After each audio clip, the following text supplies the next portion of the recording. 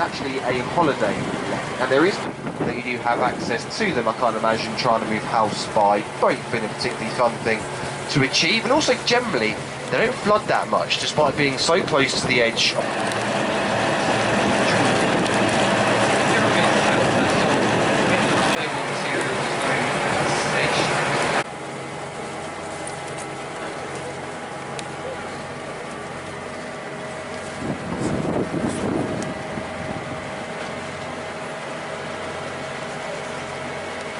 Formed, as you may suspect, whereas these larger areas were actually all man-made and dug out by hand many years ago. Now, going back to that in a second, they actually race out here every weekend between Easter and October. These are these little boys dotted around are with the flag out here as well, trying to get children involved in this very traditional Norfolk Broads activity.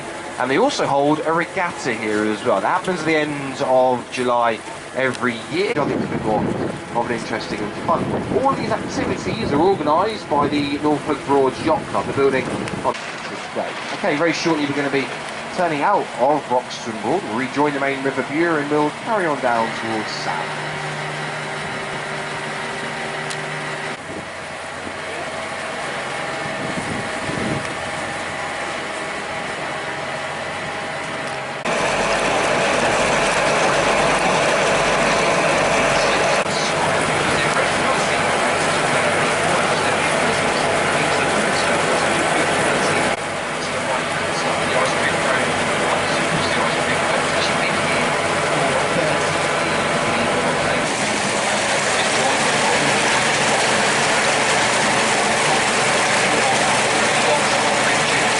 Golden sands of Copacabana. Best beach nonetheless, making the most of the probably one of the last few warm sunny days of the season, I would imagine. And I still view that. Used to run the full length actually before the moorings were put in place due to the increase in boating traffic. Also got a little bit of wildlife around us here.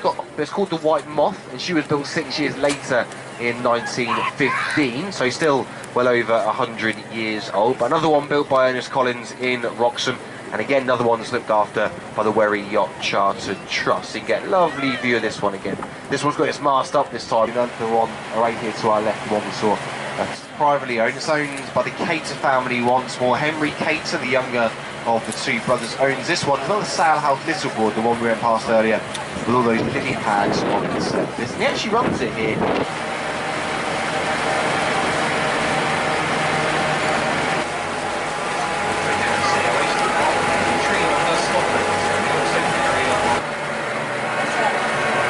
She's actually the newest surviving Wherry yachts of the lot, but it's still 104 years old this year, so we get a lovely view of her as we carry on down here to the rock.